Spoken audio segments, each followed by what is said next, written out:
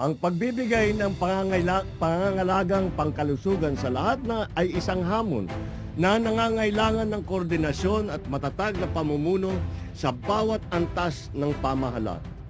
Ilan lamang po ito sa mga hakbang ng administrasyon patungo sa mas malusog na Pilipino sa ilalim ng Universal Healthcare Act.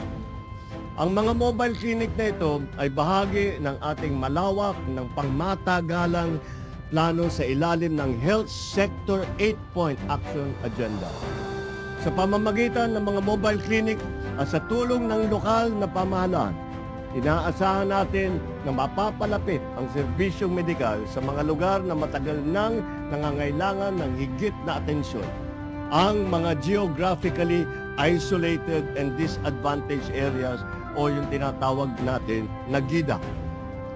Dahil sa bawat mobile clinic, ang dala natin ay higit pa sa medical at na serbisyo. Naghahatid din tayo ng dignidad, ng tiwala at ng pag-asa. Ang kalusugan ay karapatan, hindi pribilehyo. At sa bawat pag-usad ng mobile clinic, tinitiyak natin dama ito ng bawat Pilipinas.